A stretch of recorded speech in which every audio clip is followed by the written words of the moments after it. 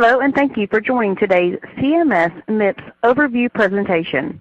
Today's CMS subject matter experts, Ted Long and Sophia Autry, will provide an overview of the quality and cost performance categories of MIPS. The audio portion of this webinar will be broadcast through the web. You can listen to the presentation through your computer speakers. If you cannot hear the audio through your computer speakers or are experiencing any technical difficulties, please let us know using the Q&A box. Otherwise, phone lines will be available for the Q&A portion of the webinar. Please hold programmatic questions until the end of the presentation. The speakers will get through as many questions as time allows. If your question is not answered during the webinar, please visit the Quality Payment Program website or contact the Quality Payment Program Service Center at qpp@cms.hhs.gov or 1-877-715-6222. The slides, recording, and transcript from the webinar will also be posted on the Quality Payment Program website after the event. CMS will send an announcement when they are available. I would now like to introduce Ted, who will be providing the introduction to today's session. Ted, you may begin.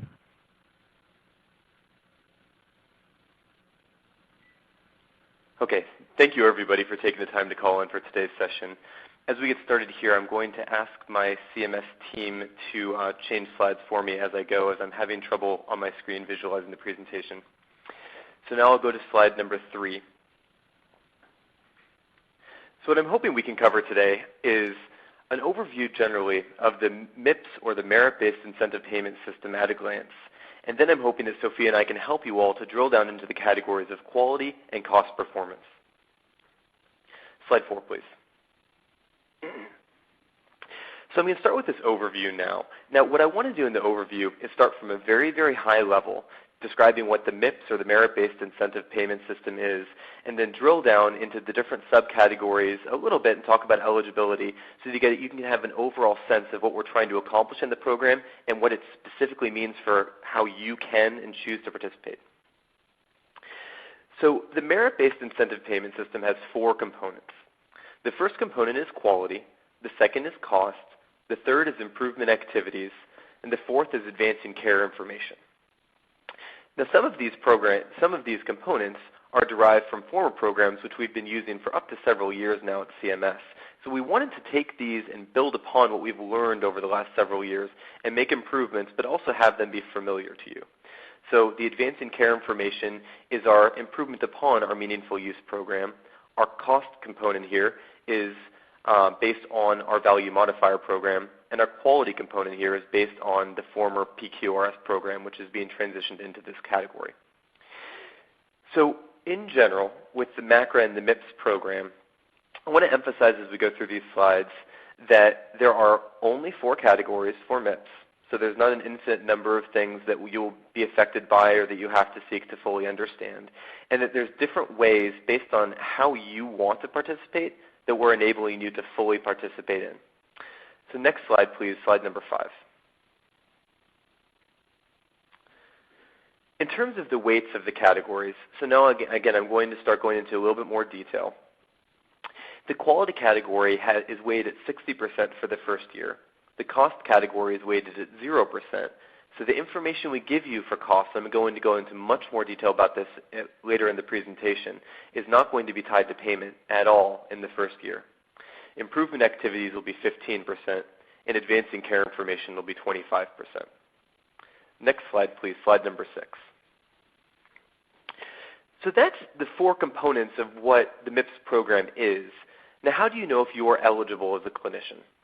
Well, the overall eligibility statement we have is if you're a Medicare Part B clinician, in order to be eligible for MIPS, you must bill more than $30,000 a year, and you must provide care to more than 100 Medicare beneficiaries a year as well. So you need to meet both of those criteria in order to participate in and to be eligible for the MIPS program. Now, you'll hear me in this presentation be very careful to use the word clinician. For us, clinician falls into 5 different categories.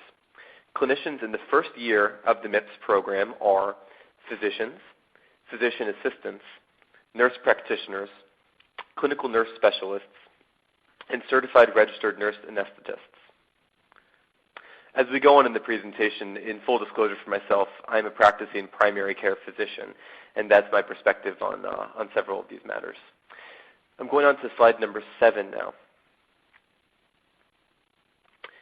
So in terms of if you fall into those categories of clinicians, you can either participate as a patient-facing clinician or as a non-patient-facing clinician. Now, the general definition for non-patient-facing clinicians is if you have or you do not have patient-facing encounters. It's on the level of that encounter. Now, first of all, and I'll give you some numbers in a moment about what defines that in terms of how many encounters. But first of all, non-patient-facing clinicians are still eligible to participate in MIPS as long as they exceed the low-volume threshold, they're not newly enrolled, and they're not already participating in a qualified APM or advanced alternative payment model. Now, in terms of the numbers that I mentioned, so a non-patient-facing MIPS eligible, so in other words, participating in the MIPS program clinician, has a threshold for individual patients in terms of less than or equal to 100 patient-facing encounters in a designated period. In other words, if you have more than 100 patient-facing encounters, you're considered a patient-facing clinician. Now, that's if you're an individual. What about if you're in a group? So a group of non-patient-facing clinicians is defined by greater than 75% of the NPI's billing under that group's TIN or tax identification number during a performance period. Next slide, slide number 8, please. So we've talked a little bit so far about the overall MIPS program. It has just 4 components, which we're going to go into more detail for 2 of them today. We've talked about eligibility. We've talked about who clinicians are. So now, who is not part of the MIPS program? 3 general categories here. First off, if you're newly enrolled in Medicare, you are excluded from the MIPS program. And that's specified as enrolled in Medicare for the first time during the performance period that's active. In other words, if you enroll during the current year, you wouldn't be responsible or eligible for being in the MIPS program for that year. Second category in terms of exclusions is if you don't meet if you're below the low volume threshold, you don't meet the threshold. As I said before, the threshold is charging $30,000 a year or seeing more than 100 patients a year. If you don't meet both of those criteria, you don't meet the threshold. Finally, if you're in an advanced APM or alternative payment model, then you don't go into the MIPS program because you're already having an experience with quality measurement, quality reporting, and things like that in the APM. So you wouldn't be in both programs at once. Now, part of the question there is, well, how much do you have to be in an APM such that you wouldn't be eligible to be in the MIPS program? If you have 1 patient in an APM, clearly that doesn't mean that the bulk of your care is being delivered within the context of that APM. What we did for the first year of MIPS in the macro program here is we defined participation in the advanced APM in terms of making you ineligible for MIPS as if you're receiving 25% of your Medicare payments or seeing 20% of your actual patients. So again, 25% of payments or 20% of patients. Both of those criteria are applied to the extent to which you're participating in the APM. Next slide, please, slide number 9. So I'm going to pause for a moment here because this slide is really important. One of the pieces of feedback that we received in the proposed rule that we took very, very seriously is we were told by clinicians that not all of them were ready to jump in the deep end of the MIPS program. We hear that, and we've tried our best to be as responsive as possible. So I'm going to try to simplify this slide, but this is our concerted effort to really take that feedback into account. And what we were told was that some clinicians want to see how it goes, participate a little bit, but they don't want to have a negative payment adjustment if they aren't willing to go all in yet. So we have a few different ways in which you can choose as a clinician to participate. The first case is what we call the test case, minimal participation. And if you do that, we'll guarantee you that you won't have a negative payment adjustment. Or you can participate more or fully.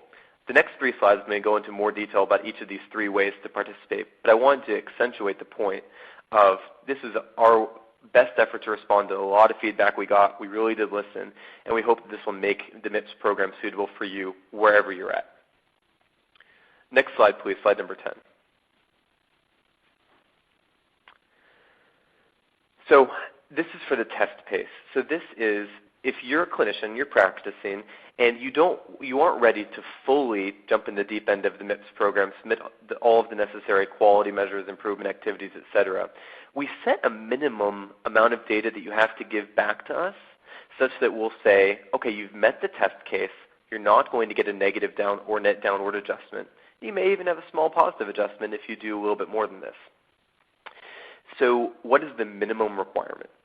The minimum requirement is you need to submit to us 1 quality measure, just 1, or 1 improvement activity, again, just 1, or part of the advancing care information measures. I want to really emphasize the point here. This is not an and. You don't need to do all 3 of these things. You pick whichever one meets what you do clinically and you find the most meaningful to give you experience with the program, and that's it. Next slide, slide number 11, please. So let's say that you want to participate more in the MIPS program, but you aren't ready to participate for a full year. What you can do is you can choose to participate for 90 days. If you submit to us data for 90 days of the 2017 calendar year, or we call that the performance period, you could be eligible for a positive payment adjustment depending on how your performance is. But that 90 days gives you adequate experience to really begin to submit to us more meaningful data so that we can help you to evaluate your performance as well, and we can give you more feedback on it. Or, next slide please, slide number 12. If you wish to jump in the deep end to go all in with the MIPS program, you can choose to submit all of your data for calendar year 2017. This maximizes your chances of getting a positive payment adjustment during that period. I do want to emphasize a takeaway here, though, that the positive payment adjustment is not based on the amount of data you submit or the length of time submitted. It really is based on your performance in terms of how you do on those quality measures, things like that. That said, you maximize your chance of doing well in the program if you submit to us more data because, in part, you have access to more measures that you can potentially submit to us. Some require more than 90 days of participation. Next slide, slide number 13. So we've talked now about what it means for you as an individual clinician, if you're eligible, how you can choose to interact in the MIPS program, how it's flexible to meet you where you are. Well, what if you're a group? So you can make the choice as an individual to participate in the MIPS program, or you can choose to participate in a group that you're currently in. You could also still choose to participate as an individual if you're in a group. That choice is up to you and your group. If you do decide to participate as a group, one of the criteria is that I want to mention 2 or more clinicians, defined by NPI, who have reassigned their billing rights to a single TIN or tax identification number. If you do decide to participate as a group, the asterisk here is that if all clinicians participate as that said group, they're assessed across all 4 categories, those 4 different components of MIPS, as a group as well. So you can't pick and choose which component or category you want to be measured on as a group and as an individual. You have to choose one or the other. Next slide, slide number 14, please. So we've talked about what the MIPS program is. We've talked about if you're eligible or not. We've talked about what it concretely means for you as an individual or as a group, reporting back to us about these different quality measures and improvement activities, et cetera. Now, what does this actually mean concretely for what you physically have to do? So I'm not going to go over every point on this slide. We want to offer this slide as a bit of background information for you to think about a little bit more later. But to highlight a few of the key points here, if you're an individual or a group, there are several, not just one, but several ways that you can participate in the program by giving us data through a few different ways. So you can give us data through an electronic health record. You can give it to us through traditional claims, which you may be more used to. You could also, if you're part of a QCDR, Qualified Clinical Data Registry, give us the data that way. So the takeaway point from this slide is that there's many different ways to give us the data. It's up to you. It's up to you how you want to participate in the program, whether you want to start with a test base, just doing one quality measure, whether you want to do more than that, whether you want to submit the data through claims, through your electronic health record, through a QCDR. It is totally up to you, and we've included what we hope will be enough flexibility to meet you where you're at. Next slide, slide number 15, please. This is the final slide of the introduction. So we've talked about the MIPS program, as I said. Now I just wanted to give a little bit of a sense of what this means in terms of a timeline. So when does the merit-based incentive payment system officially begin? Well, it has begun. You're in it now. So 2017 calendar year is the first performance year. What we mean by performance year is this is the period of time, again, calendar year 2017, where your quality, your cost, your improvement activities will be measured during that 12-month year right there, 2017. Now, you can choose to participate in a 90-day window at any point during the performance year. Up to you. Same way that if you want to use that test pace, submitting that one quality measure, you could do it whenever you want during the performance year. The performance year has its bounds, though, and that is, again, the calendar year of 2017. But you have flexibility about when you want to start participating, or you could start now. No matter when you choose to start, based on where you're at as a clinician, the deadline for submitting to us data is March 31st, 2018. What that means is that you get through the calendar year of 2017, and you can submit to us the data right away in January 2018 if you want, or we're going to give you several months to put all the puzzle pieces together and get us back that data.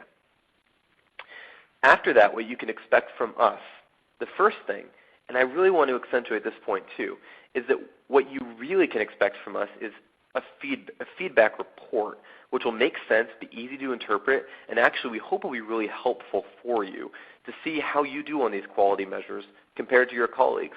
Maybe identify different areas that you may not have been aware of that may offer different opportunities. After you get that feedback report, you'll receive a note about what that means in terms of your payment adjustment, but that won't kick in until January 1, 2019. So everything we're doing now in the performance year 2017, you won't see any change in payment based on the MIPS program until as early as January 1, 2019. With that, I'm looking forward to answering any questions you might have. I'm going to turn it over to my colleague, Sophia Autry, now to start with slide 16 about quality. Thank you very much. Thank you. Can one hear me? Okay. Can everyone hear me? Sophia, you are actually breaking up. Are you able to get closer to the microphone, perhaps? Let me try that again. Is that better? That is better, yes. Okay, great. So thank you, Dr. Long, for that brief overview. And so what I'm going to cover is the quality performance category for MIPS. And as Dr. Long previously stated, an eligible clinician can pick their pace. So we're going to start with the next slide, slide 17, where you see the test as well as the partial and full way that you can report for the transition year. So if you're an eligible clinician, you can pick your pace for reporting to MIPS in 2017. So what this means for quality is you can, one, report a minimum amount of data just to test your system and see if you need to make adjustments prior to reporting in 2018 performance year, or you can report 6 measures, including your outcome measure, between 90 days and a full year. Or 3, you can report 6 measures, including the outcome measure, for the full performance year.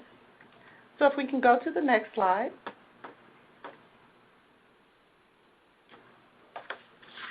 Okay, on slide 18, the quality performance category is worth 60% of your overall score. And the 60% was created to add some degree of flexibility to focus on the measures that are truly important to our beneficiaries and clinicians. Each eligible clinician will select 6 measures, which is a current decrease from the previous program of PQRS. Under that program, the reporting requirement was 9 measures covering those 3 domains. If you are a clinician that reported to PQRS, you will see those differences in the reporting requirement because we no longer require the domain requirement for the new program under quality. In fact, we encourage you to choose measures that span any of the domains as long as it's relevant to your practice. Again, of those 6 measures that you would report, 1 must be an outcome measure. If an outcome measure is not available, the clinician should select either another high priority measure. So as a definition, a high priority measure is defined as an outcome measure, appropriate use measure, patient experience measure, a patient safety measure, efficiency measure, or a care coordination measure. So those are defined in our rule as well as under the QPP website. You can click on high priority yes, and it will give you a list of all the measures that are high priority. So clinicians can either select from approximately 271 measures, that's the full complement of measures within the measure set, and that's available on our website as well. Or a clinician can select a specialty measure set, and you can choose which specialty measure set you would like to pull from. So there's also an additional population measure that is automatically calculated for clinicians that are reporting within a group of 15 or more. And I'll talk more about that at a later time. So if we go to the next slide, under slide 19, I'm going to talk a little bit more in depth of the scoring methodology for the quality component. Slide 20. So let's begin with individual clinicians. Within the quality performance category, clinicians will need to select, again, the 6 measures to report, including the outcome measure, and it is a good idea for us to encourage clinicians to select those measures that are most appropriate for your practice and your patient population. Of the 6 measures, you would need to select the 1 outcome measure or the high priority measure if an outcome measure is not available to you. Clinicians receive a minimum of 3 points for reporting the range of points depending on the performance against the benchmark for the measure. You can go to the QPP website under Education and Tools to look up the benchmarks for each measure. If a clinician fails to submit any quality data at all, they will receive 0 points. So under slide 21, for year 1, participants automatically receive 3 points for completing and submitting a measure. So if you were to submit any measure, either under the test category or for the full year, the minimum points you would receive would be 3 points. Alternatively, during the first year of the program, all clinicians can receive those 3 points just for completing or submitting the measure. You can receive the 3 points, again, if you are only submitting for the test pace. And so in order for a clinician's performance to be scored against the benchmarks, they must have, at a minimum, 20 cases, and the measure also must have a minimum of 20 cases and meet data completeness criteria. If a measure cannot be reliably scored against the benchmarks, the clinician will receive the minimum of 3 points. So under slide 22, this goes into more information about the benchmarks for the quality component, and the benchmarks are separated by measure and data submission method. So there is a difference in the benchmark if an eligible clinician is reporting a measure via EHR as opposed to reporting the measure via registry reporting data submission method. Additionally, It doesn't matter if you are reporting as an individual clinician or as part of a group. The benchmark will remain the same. So if we go to slide 23, when we're talking about bonus points, there are bonus points available for individual clinicians as well as if you're reporting for a group. And we should encourage you to take advantage of that opportunity to report more measures or any bonus points that you see that fit your criteria. Clinicians will receive bonus points for accomplishing either the following two requirements.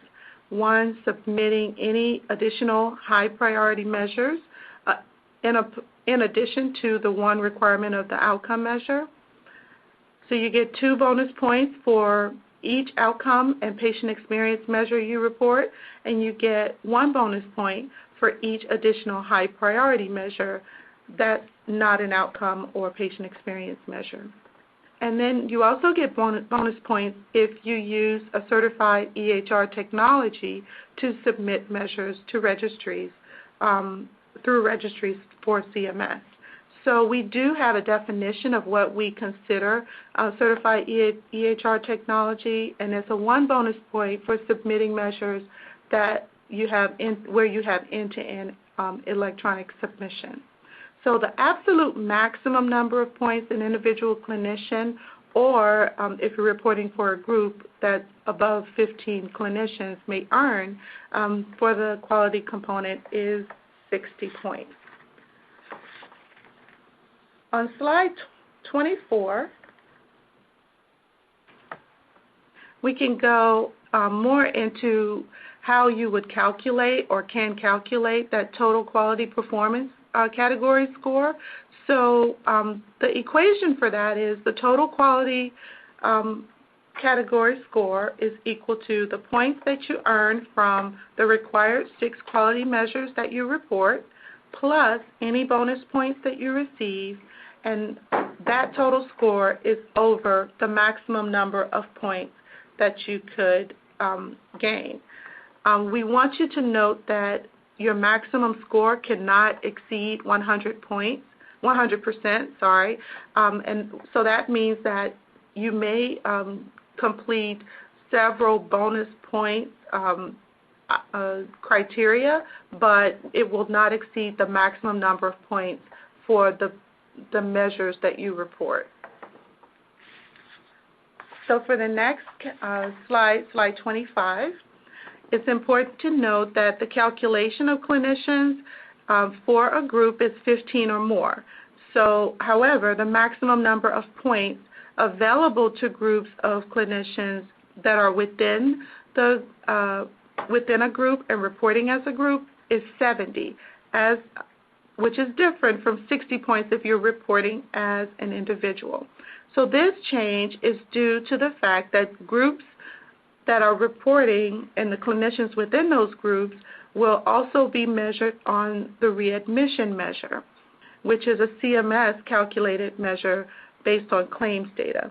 So please be aware that groups of clinicians will only be measured if with the readmission measure if they have more than 200 cases.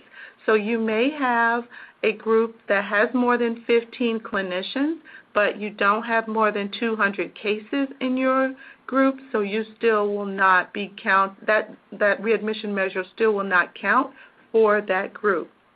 So for groups of 15 or more, again, the maximum quality points for the quality category is 70. So that would be 6 measures, 6 submitted measures, plus that 1 readmission measure. Also, as it relates to group reporting, there is a special scoring for those clinicians that are submitting through the CMS web interface. Groups submitting quality data via CMS web interface must have at least 25 clinicians and must submit data on 15 measures. However, CMS will use the Medicaid Shared Savings Program benchmarks and only score performance on the subset of 12 measures upon which the MSSP measures their performance. Bonus points will be available for reporting high priority measures and using EHR for end-to-end electronic reporting. Altogether, the total possible points for category if you're reporting via the web interface is 130, and those are the 12 measures for performance times the 10 points each for each one of those measures, the one all-cause hospital readmission measure, which is 10 points. And so I'm going to turn it back over to Dr. Long, and he will go over the cost performance category. All right. Thank you very much, Sophia. So I'm going to go start on slide number 27 now. So what I want to do now is drill down into the cost category.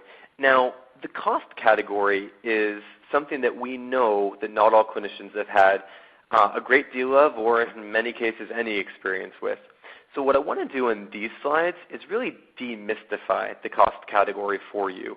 I'm going to go over this at a very high level and drill down a little bit, but I'm going to assume that you're not an expert in cost measurement or cost measure construction, and I'm going to take it from that perspective. What I hope that you take away from these slides is I hope that you will take away having a sense of what a cost measure is and have a sense of where we're going and how you can be involved. So I'm still on slide number 27 now. One thing I want to emphasize about the cost category of MIPS is that for the first year, it is 0% of your score. In other words, we're going to look at costs for you, and we're going to give you as comprehensive feedback as we can, depending on which measures are applicable for you. But we're not going to tie it to your reimbursement starting in 2019. It's not going to figure into your final score at all. We're doing this because we heard consistent feedback that clinicians weren't ready to be accountable for the cost measures that we're putting forth because they wanted to have more experience with them, understand what their baseline would be, and understand what this would mean for their clinical practice. Also, an important note about the cost category, it is the only category in MIPS that requires nothing from you. We get it all from the claims data that we already are receiving from you. You don't need to do anything additional. So in other words, the cost category in year one, you don't need to do anything. It will not be a part of your final score. We hope it will just be helpful. So a few other notes, and this is just generally about the cost category. I'm going to talk in a moment about the measures that we're using for the first year. But one note is that these measures, none of them are brand new. These are measures that we have a few years of experience with through the VM or Value Modifier Program in reports that you may have referred to as quality and resource use reports. So we drew from those reports and the measures that we'd spent years developing to get a sense of how they work, to start giving clinicians feedback, and then to transition them into this new MIPS program in order to give you feedback. Next slide, slide number 28, please. So I'm going to now talk about what a cost measure is, and then I'm going to briefly go over the whole set of cost measures that are in the first year of the MIPS program. So I'm going to read off partly from this slide because the wording is important. So what is a cost measure?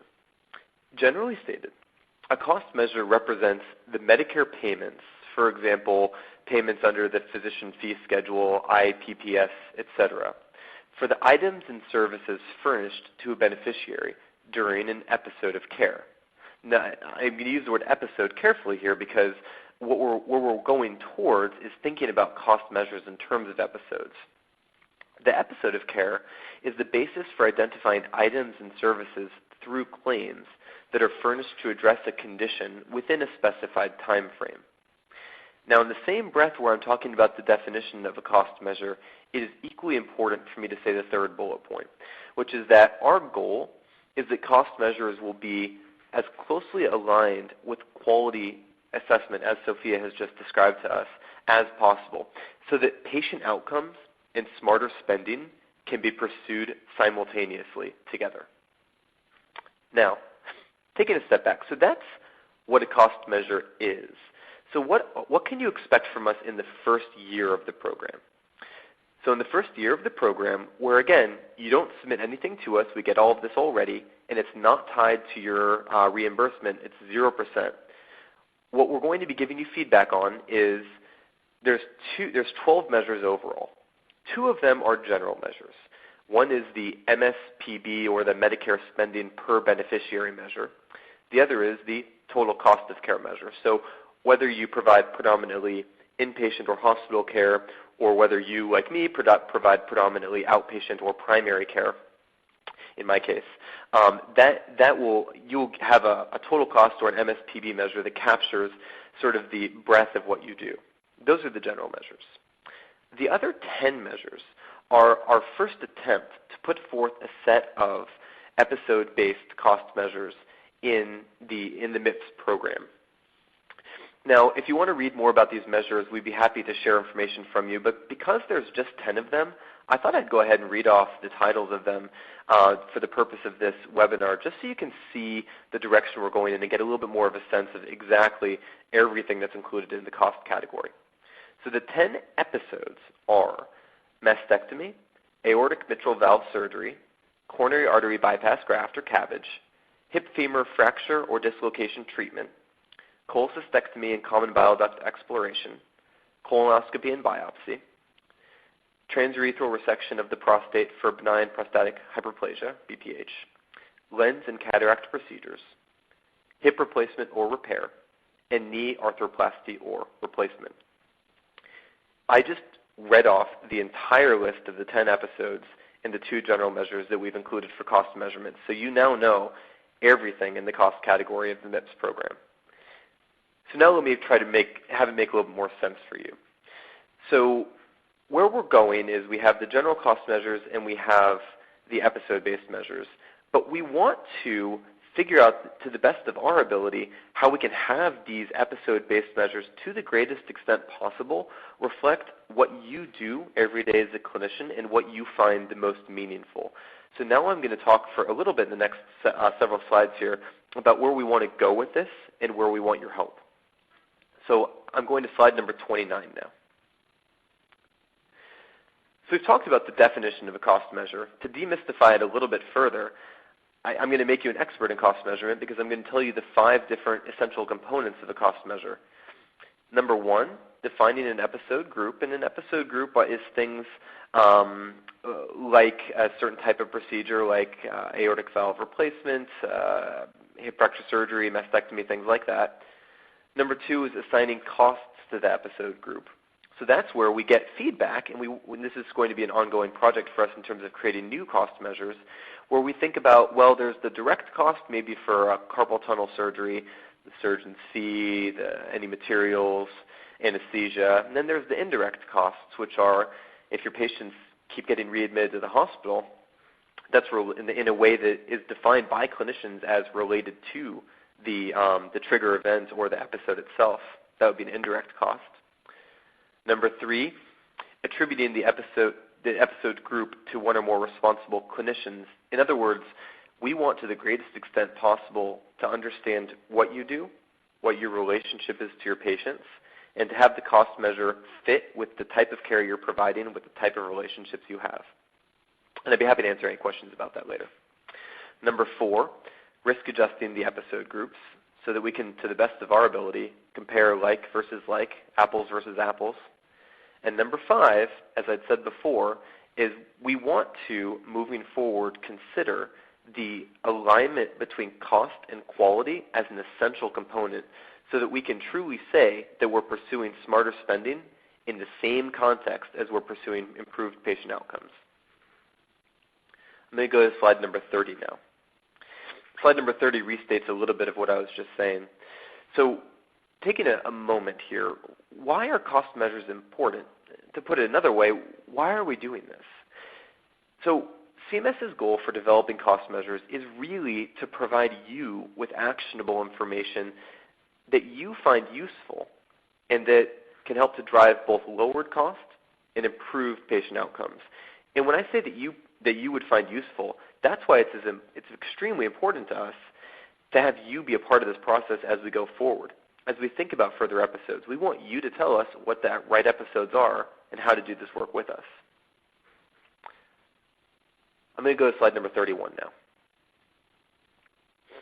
Generally speaking, I talked for a moment about episode groups 2 slides ago, but where we can go with this is that we could think about different types of episodes of care, such as chronic care can be distinct, acute inpatient medical care can be distinct, and procedural care can be distinct. And because each of those different groups has differences between them, we want to think about what those differences are, take them to heart, and think about each of these different types of episode groups as distinct quantities that we want to get feedback on. I'm going to go to slide number 32 now, and this is the last slide on cost measurement. So just to repeat back to you, we've talked a little bit about the cost category itself, which is you don't have to do anything for it, and it's 0% the first year, but we want to give you the feedback and the information from what we calculate for you so that we hope that you'll find it helpful and you can see how that will change over time. I gave you the definition of a cost measure. I gave you even the different components of a cost measure so you could see exactly what goes into this and to demystify it a bit. And I told you all of the cost measures that are in the first year of MACRA, and what I'm going to do now is tell you a little more firmly where we want to go and how we want to get your input. So stakeholder feedback. So we, over the years, have received stakeholder feedback in the former value modifier program through those reports that I'd mentioned, the supplemental quality and resource use reports. But moving forward, we want to think about a new cost measure development as in line with where you as a clinician are going in the future as well. So we've attempted to receive some feedback so far in October of 2015 and April of 2016. We've had postings that we've received great feedback on. We've also convened 2 expert panels, technical expert panels. And we've convened a clinical committee to help us think about these episode groups. The clinical committee so far has had 70 clinical experts from over 50 specialty societies. Now the last bullet here is perhaps the most important bullet in the cost section. So what are we doing right now?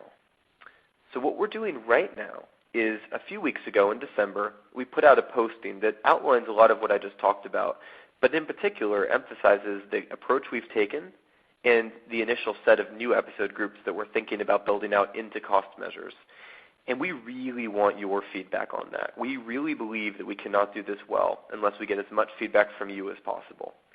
So it's a public comment period is open for it now. It's open for several more months till April 24th, 2017. We would be very happy to share with you. It's on our website, but we can certainly share offline the exact link about exactly how to do this as well, because we're committed to getting as much feedback as possible, both again on the process and also on what specific episode groups we should think about that are the most meaningful for you. With that, I will pause and transition to the last part of this presentation, but I wanted to say thank you very much again for all of your time. It's been great talking with you today, and I look forward to questions. Thank you, Ted. This is Ashley Spence, and if we could advance one more slide, please. So as we begin to conclude this presentation today, so thank you to Sophia and to Dr. Long both for presenting this information. And we do have a Q&A session to follow. So a couple things that we just want to kind of reiterate. You've heard it before on many of the other presentations, but again, technical assistance, we are ready and willing right now and able to assist you if and when you're ready to begin. So a couple of resources listed on this slide for you. The portal, the Quality Payment Program portal, that is where you'll find all of the newly released educational materials, as well as links to the final rule, for instance, and other resources as they become available.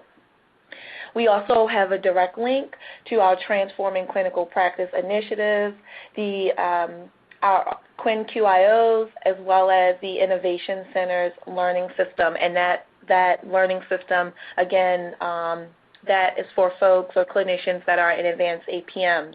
So this slide has direct links to those resources. If you need technical assistance, they are ready and willing, so please feel free to contact them. Next slide, please. The next slide just is a breakdown of those resources to show you like who is eligible for which resource, because the criteria varies just a bit. So feel free to use this one as well. There are resources specifically tailored for small and solo practices as well as large practices, and then practices with primary care and specialty physicians, sorry. And so the criteria for those are listed there. Next slide, please. And that is the end of the technical assistance slides. And then this slide we mentioned in the beginning, but again, we are ready and willing and open now for questions. And so what you have is the number. So please dial in if you have questions. And there's a passcode there also to participate. We will answer as many as we can. And then just a reminder that any event that we don't get to your question, but you know, we value your questions and we definitely want you to get the answer. We also have a service center that is, they are expecting your calls. And so we have the phone number and a web address. So you can use either to contact the service center to get your questions answered. Just one thing as you begin dialing in, again, just to reiterate that today's call's focus is the quality and cost performance category of MIPS. And so if your questions are related to advancing care information, for example, that we don't have the SMEs readily available. And so those questions we would encourage you to send directly to the service center for responses. And with that, I will turn it back over to our moderator for Q&A. Thank you. At this time, if you would like to ask a question, please press star, then the number 1 on your telephone keypad. Again, that's star, then number 1 on your telephone keypad to ask a question. We'll pause for the first question.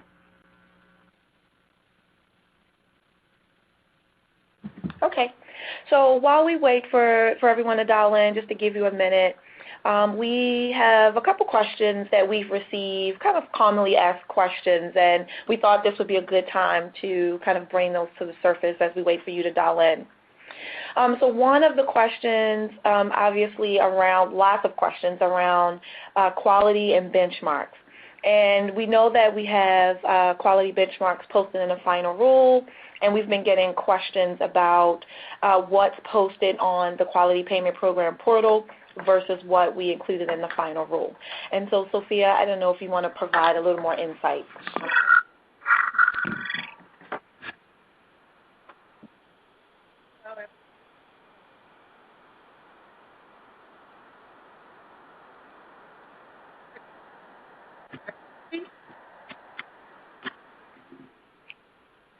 Regarding a discrepancy that was noticed between the benchmark document that's on the Education and Tools part of the website and what was finalized in the rule.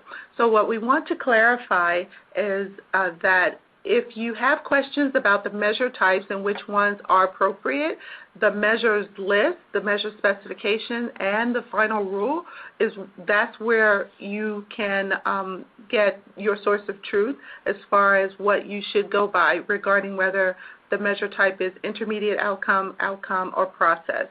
But regarding the criteria and information for the exact benchmarks and the data that we would use for that, that is appropriate in that measures benchmark document.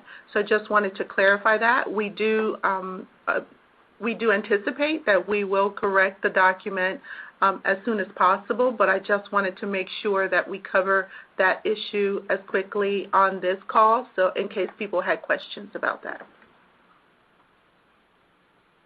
Okay, so turn it back over to our moderator. How are we doing with questions in the queue? Our first question comes from Gregory Cutlark.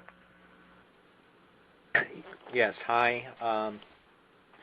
I have a question on the provider eligibility and the low volume thresholds. There was mention about the dollar amount, $30,000, more than $30,000 would make one as an eligible provider, so long as they've also met the criterion for over 100 patients. Now, is that the $100 or the dollar the dollar amount of charges, is that the actual charges that are submitted, or are those charges based on the par amounts in Medicare's fee schedule?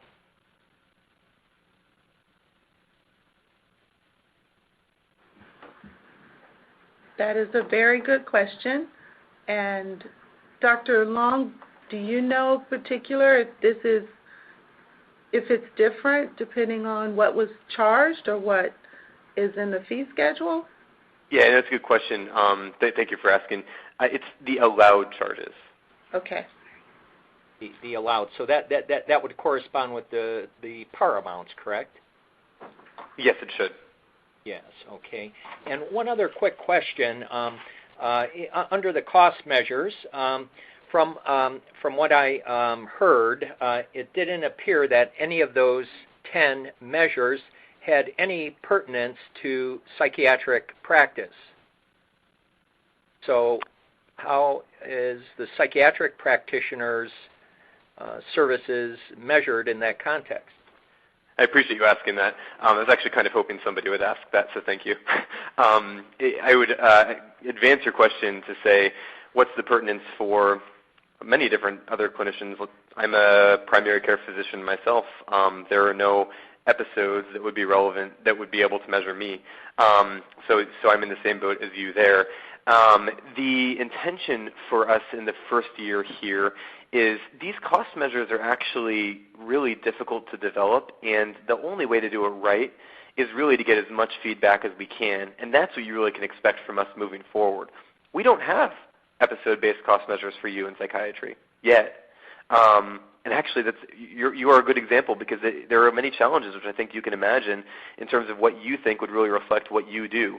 But we want to meet those challenges with you. But we're not going to put anything forth unless it's really vetted by people in psychiatry like yourself. So it's no coincidence at all that you don't see anything that you can, in terms of the 10 episodes that I read off, that are directly applicable to you.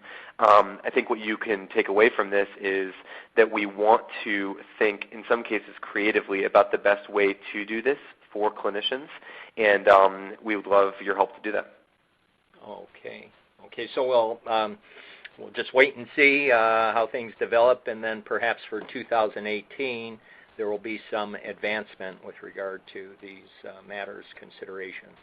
Yeah, I would add to that, if you don't mind, or if you wish to, I should say, we really want to hear as much feedback like that. We outlined some of those issues in the posting we put out in December, and we can share the exact link with you for that. But that's a great example of, we'd love to hear your feedback via comment for that, because that enables us to really take it into full account. Okay, very good. Thank you. Thank you. Your next question comes from the line of Cheryl Kelly. Hi, I have a few questions, but I'll start with, if you make the choice to submit 90 days or a full 365, are you at risk for a downward adjustment by making the choice to submit more than the minimum amount of data? I'm happy to take that. This is Ted from CMS. If you submit data to qualify for the 90-day window for quality measures, etc., you will not have a downward adjustment in the first year of the program. That's because there's 3 different paces you can pick. There's the test pace, there's the 90-day pace, there's the full year. The minimum you have to submit would be in the test pace, which is that one quality measure, one improvement activity, or part of the advancing care information measures. If you do any one of those 3 things, you do not get a negative adjustment, period. So your question is that directly answers your question. What I would add, though, is that the advantage of submitting for 90 days or longer is not just that you'll avoid a downward adjustment, but you'll really increase the chances that you could have a positive adjustment. But again, the degree to which you would have a positive adjustment is not based on the length of time or the amount of data. It is based on your performance.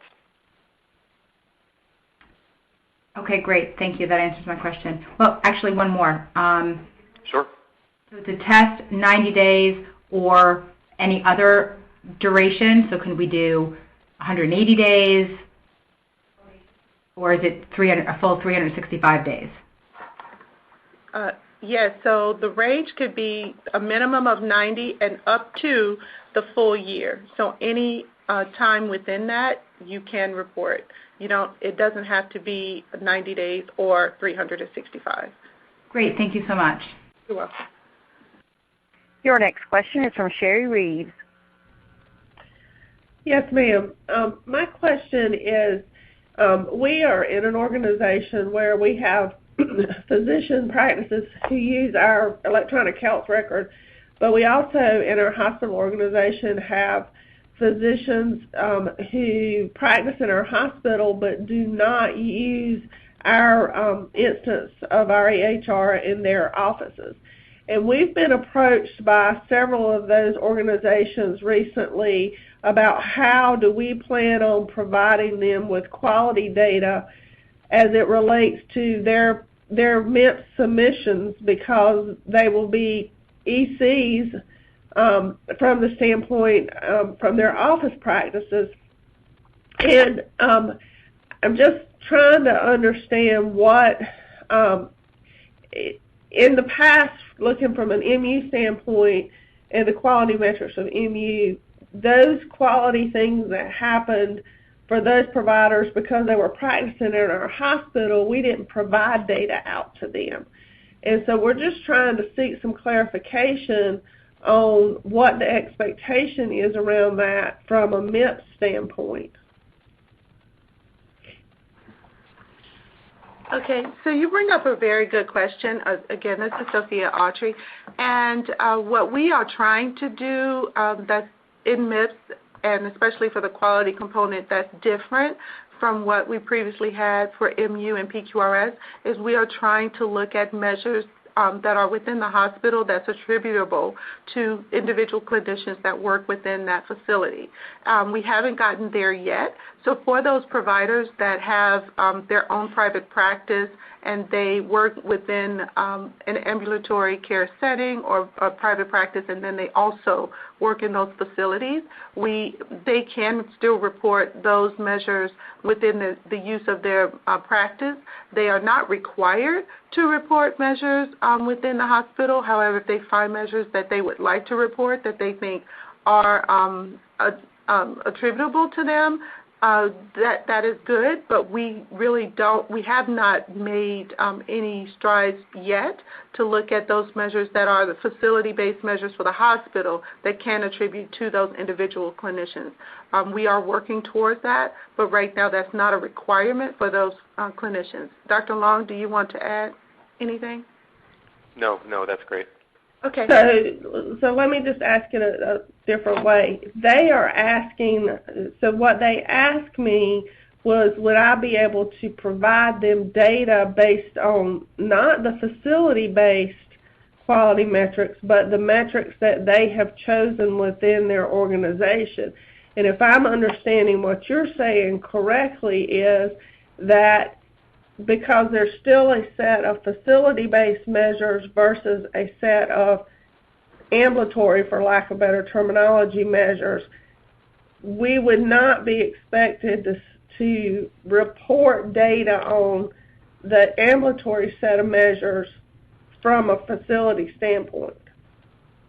I wouldn't expect that those would actually qualify for those clinicians, but there are some measures that is not based on setting, but it's just based on patient criteria. So if I'm hearing you correctly, let's say, for instance, this is a clinician and they decided that they wanted to report on a measure that works for them in their private practice, but it also is a measure that they want to get credit for under your facility. And they're asking you to provide them with that data from your facility because they have worked under your facility with patients. Is that the question you're asking? Pretty much. Okay. I mean, for instance, it's a group of providers that are emergency room physicians, and they have a urgent care facility, and they have a group of providers who work across both facilities, the hospital emergency room and the physician's clinic. So they have given me a list of the metrics that they plan on reporting from their office, and are asking how we're going to be able to give them the same data from the ED setting where they're seeing patients. Right. So what we're trying to do is try to work with some facilities and how they would be able to do that. If you can work with your, especially your performance administrator in the hospital to see how they can pull those data specifically for those ED docs so that you can provide that to them, that would be helpful for them. But yes, there are measures that are within the emergency department that they can report, and they would probably most likely look to you to provide that data for them. On the facility list or on the provider? On the individual clinician list, there are okay. measures for EDs. Okay. I'm just not quite sure yet how they're going to accumulate all this data together, but okay. Well, I hope you guys are going to have some more guidance coming down the road. Yeah, and Hi, this is Ashley, and just one thing to reiterate. It sounds like sometimes we get questions that are so specific that we can feel that you might need a little more assistance, and so I would strongly encourage you to take advantage of one of the technical assistance options because they can then work with you one-on-one and really look at the nuances for your organization. So please, please, please take advantage of that. Thank you. You're welcome. Your next question is from Kevin Deering. Yes, hi, thank you. I have a couple questions. One is on the quality measures. If we submit our 6 quality measures to the HR, the one outcome and so forth, are we able to submit additional measures on top of that are high outcomes? So say we submit 12 measures, 6 additional high priority measures. Will those give us additional bonus points? So, hi, this is Sophia Autry again. And if I'm hearing you correctly, you're wondering if you can submit more than the required 6 measures and bonus point to get additional bonus points. And you can submit additional measures.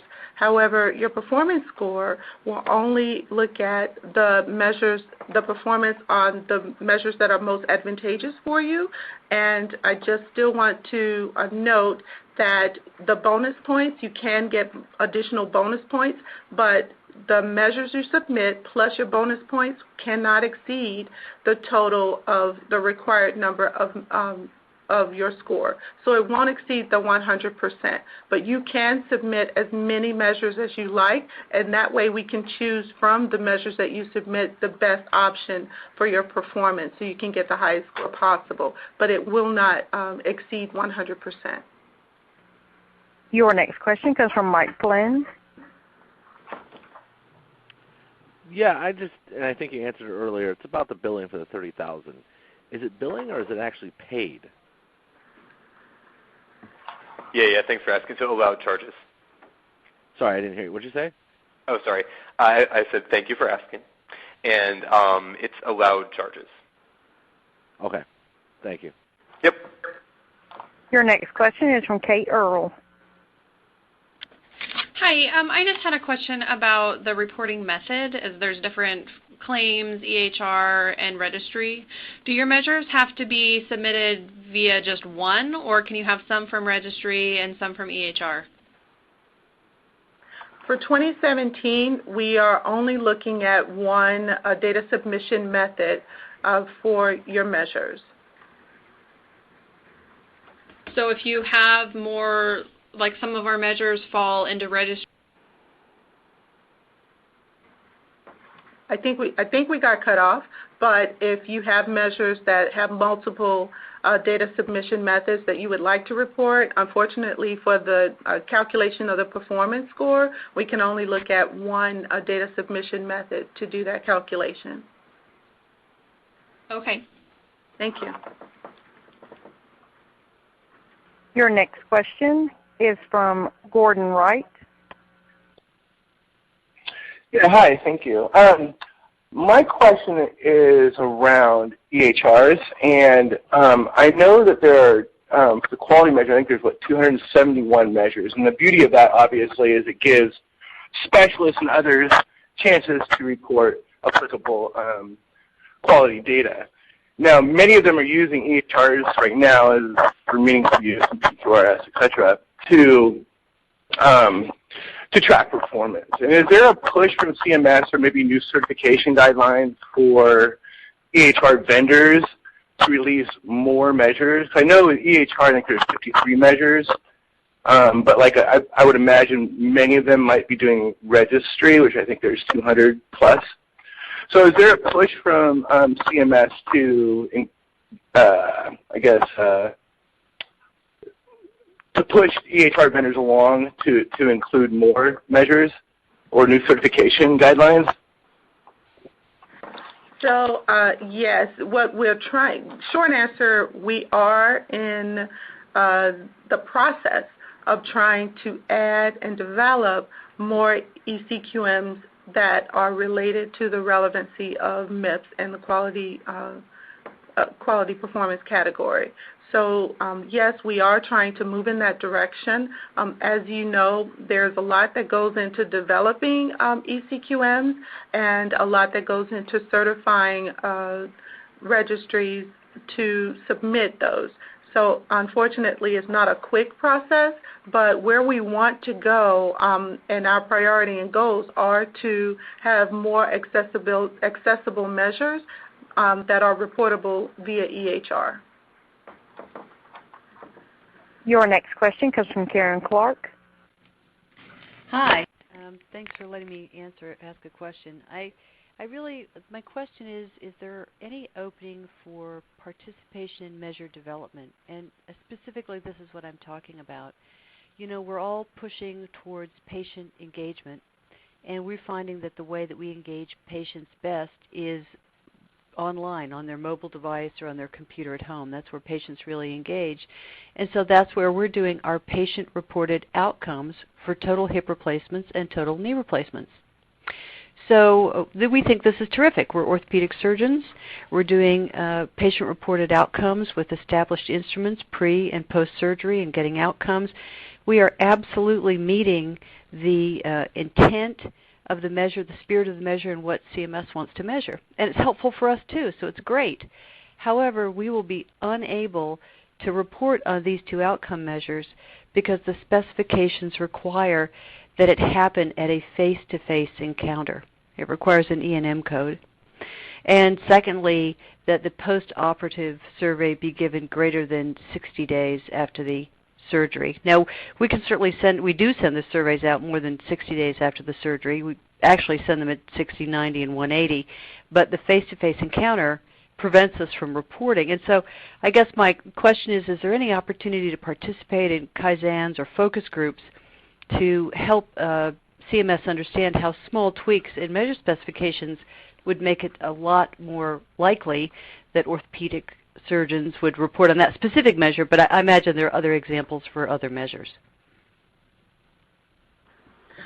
You make a very good point, and one thing that we are trying to do for the upcoming year is have a little bit more specification because of the nuance of non-patient facing criteria and what it means to have some of those encounters not be quote-unquote face-to-face, but also be some type of modality that's telehealth. So we have done a little bit of that for 2017, and what we look towards for more of the 2018 and years and beyond is having more of those measures with that ability. Unfortunately, you know, our hands are limited in what we can do with the measure specifications because CMS doesn't own all of the measures. So we do have to get buy-in from the measure developer to make sure that even if it were not something that's done on a face-to-face process, it is something that still holds to the true intent of the measure. So in looking forward to upcoming years, we see that we can look at those measures from that aspect and cover that with the measure owner to make sure that even though the encounter may not be what we initially thought when the measure was developed, does it still hold true if that encounter is outside of that realm? So we are looking into that. We haven't really talked about any kaizens for the upcoming year, but that is a good idea. This is Ted, actually. If I can say a few more words, because I really like that question. It actually makes me think of a few different things to mention that I think may help to clarify more the context of the MIPS program. So when we talked about the MIPS program having 4 different components, one thing to note is that we don't want to view these as 4 completely distinct sets of activities or components that aren't linked at all together. And it's one of the reasons why I tried to really emphasize when I was talking about cost, the fact that cost and quality, we believe, should be viewed in the same context. And as another example of that, which you were, I think, alluding to, is as you think about different technologies for reporting data in different ways, both in terms of reporting data, but also you using data for whatever purposes you find most clinically relevant and meaningful, there are improvement activities, which I know it's not part of the presentation today, but that do capture some of that as well. And the reason that we intentionally did that is so that if you're doing activities that you think are important to patient care that are meeting your patients where they want to be met, then we want to make sure that we can capture an evaluation of that too through things like improvement activities. The final thing I'll say is related to the quality measure development side. So there's 2 pieces of development. First is tweaking existing measures, and Sophia, I think, answered perfectly what our stance, philosophy, and issues are with that. The other thing is thinking about if there's ever a need to create new measures, and we know that there is. And we do have other activities about educating stakeholders about how to approach new measure creation, development, things like that, and even ways to give us a little bit more of your feedback. So if you or anybody else on this call would be interested in those activities, please email the organizer of this event, and I would be very happy to connect you to those. Your next question comes from April Cook. Hello, good afternoon. My question is concerning FQHC's community health centers and how we should report, and are we applicable to reporting through the system, because we are Medicare Part A billers, but we also found out that we are supposed to still be a part of the quality program. Is that true? Yeah, so it is a little bit more specific. Okay. So if there are providers under the FQHC that also bill Medicare Part B, they are required to report to MIPS. So to talk more along the lines of what your question is, I want to forward you to the service center so that they can talk specifics to you. But in general, that those eligible clinicians would be required to report in MIPS if they have other services that are Medicare Part B. Your next question is from Lisa Maroc. Hi, can you hear me? Yes. Okay, my question was if an organization has providers with multiple specialties, can we report as a group but choose different quality measures for different specialties? You can report as a group.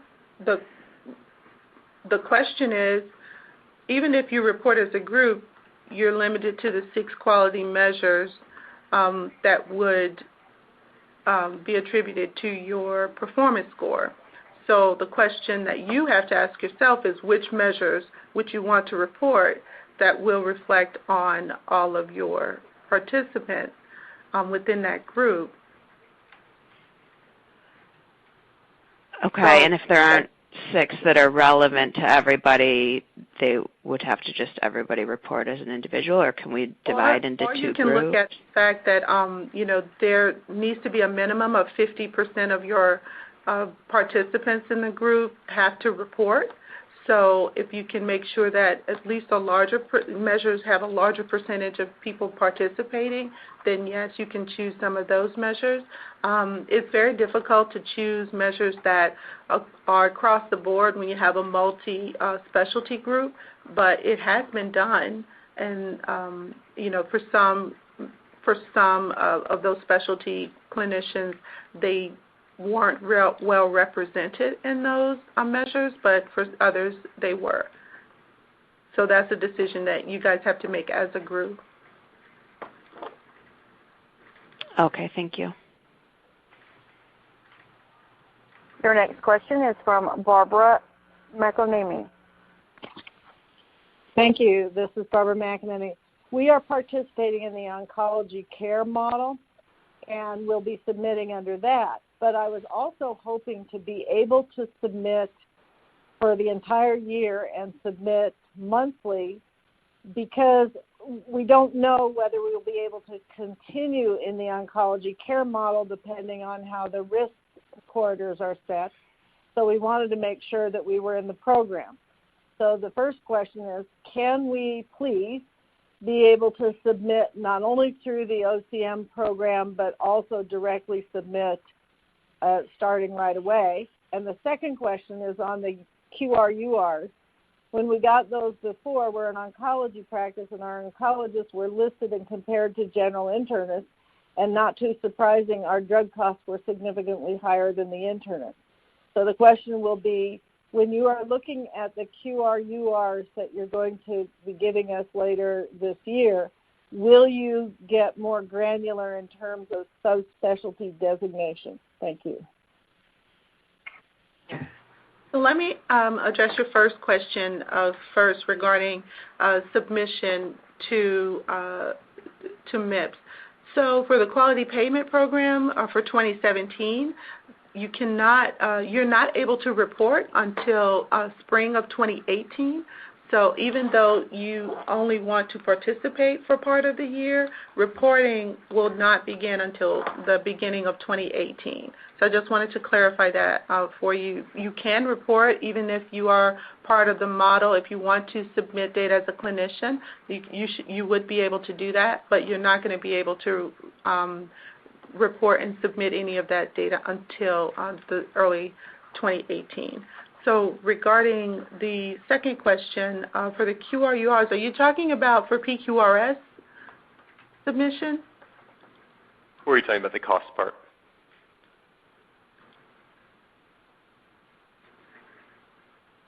I can answer for the cost part. Oh, okay. Go ahead. Okay. Go ahead. And please let us know if this answers your question. So on the cost side of things, I mentioned that we have a total per capita cost measure, which again is one of the 12 cost measures that are in the cost category for the first year of the MIPS program. The total per capita cost measure does have a specialty adjustment, which answers your question. I would encourage anybody, though, that is curious about some of the measure specifications to look at the measures themselves. I know it sounds a little bit tedious, but it actually can be fairly revealing to see what the risk adjustment model looks like, things like that, so that you can fully understand what the feedback that we give means to you. And we're going to try to summarize that for you on an ongoing basis, too. But I appreciate the question. Your next question is from Ditsy Green. Ja, det är en question. Annars har jag frågat. You're very welcome. Your next question is from Landy Terry. I have a question, and I want to go back to the lady that talked about the urgent care and the ED. We have surgeons that work in the ambulatory office and then also come into the hospital. In the ambulatory office, they have EHR, let's just call it NextGen. And in the hospital, they have a hospital package, let's just call it Cerner for this example. Would you take the quality measures from the two packages, combine them together, and submit them at a station? And since you said you could only accept one model, how could you do point-to-point from both of those and submit if you needed to or wanted to get those extra points? So I'm assuming you mean if I'm an individual clinician and I'm submitting as an individual clinician, how do I combine data Correct. from both of those? So am I using either one of those, an intermediary third party to submit data for me? No, I'd like to submit directly from the EHR to get that point-to-point electronic end-to-end additional point. Yeah. So are one of those EHR vendors doing that, submitting to CMS for me? Yes. Okay. Both of them could and should. So both of them cannot submit for you separately.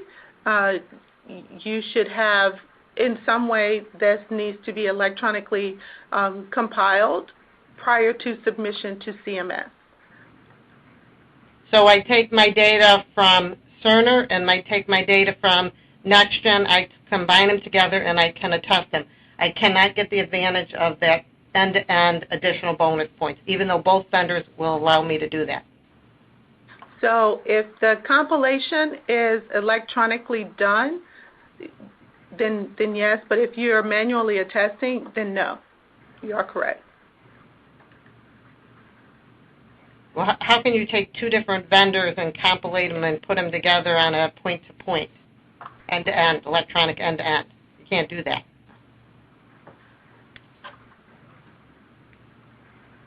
Because that's probably 50% of all providers either work, in their office and cover surgical, or in an urgent care and cover ED, or in pulmonology and cover in the hospital pulmonology, or cardiologists that cover the hospital. I mean, 50% of our providers are in this situation. They have two different EHR vendors. Hi, this is Ashley. I think so. It would be beneficial for you, I think, if we can get your question at the service center, because as I mentioned, we don't have like some of our EHR SMEs readily available, and they would definitely be a little more well-versed in this question. And so we provided the service center information on that very last slide. But I think this one would definitely be a candidate to go there so that we can kind of review your question in detail and give you a better answer that's not as generic. Your next question comes from Tammy McNeil. Hi, thank you. I have two questions that I'm kind of combining here. So for the group reporting option, will CMS be doing like they've done in the past for the PQRS reporting, where you will register to tell CMS that you're reporting as a group? And if so, when will that registration period start? And then the second part of that is the actual reporting after the fact. Is CMS creating a new portal for the submission or reporting process to take place where you can electronically submit your quality measures, do your attestation for your ACI and improvement activities? Or will we be going out to the old PQRS portlet and to the old meaningful use attestation portal? How is that going to look? Okay, to address your first question, yes, if you are reporting as a group, that registration is still required, and I think that registration process begins April 1st. But for the second question, I am not sure about if there's going to be a different portal for attestation for ACI. So I'm going to direct you to call the QPP help desk. So this is Ashley. So the current portal that we have, the Quality Payment Program portal or website, however you choose to refer to it, but we call it a portal. That will be your starting point. So it's very possible that there's a redirect, but that is the starting point. So any announcement we have for reporting at the station and so forth, it will definitely still be a direct link to the Quality Payment Program portal. So we promise not to send you to many separate places. That is the starting point. Your next question comes from Amanda Taylor. Hi there.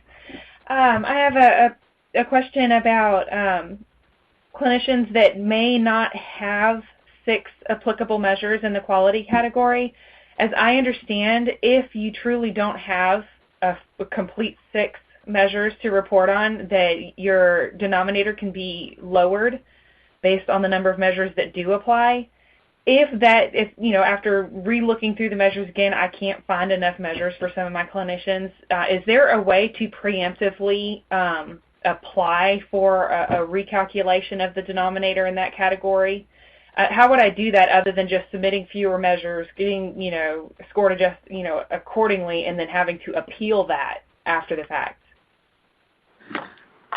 Hi, this is Sophia, and yes, you will have an adjustment to the denominator if there are not additional measures or up to 6 measures that you can report. There is no way to ask that be done ahead of time. We will have a validation process once measures are reported, but no, we can't do that prior to any submission because it's all based on what has been submitted and the performance on those.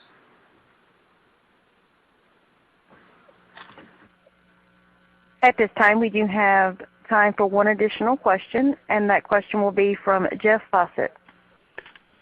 Hi, thank you for squeezing me in. I have, I think, two questions, pretty quick. Is there a list of QCDRs for 2017 MIPS if we want to submit quality measures through a QCDR? And if so, where can I find it? And then the second question is with respect to non-patient facing providers for quality. What's a definition of a non-patient facing provider, and can you give me an example?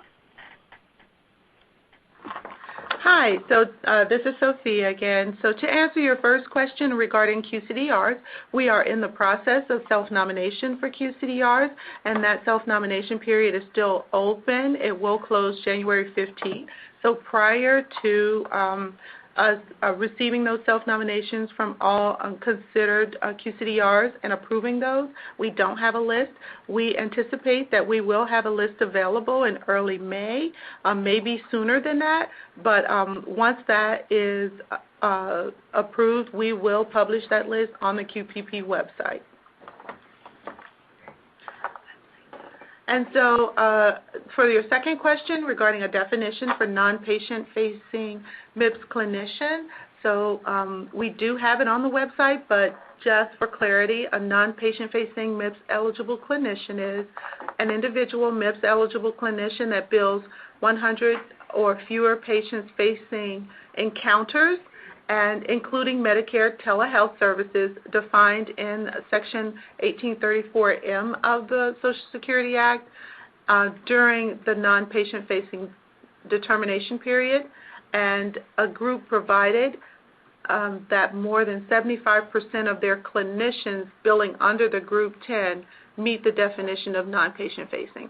So I just gave you those two things where you're non-patient facing as an individual, and if you're part of a group, if more than 75% of your clinician meet that definition, then the group is considered non-patient facing.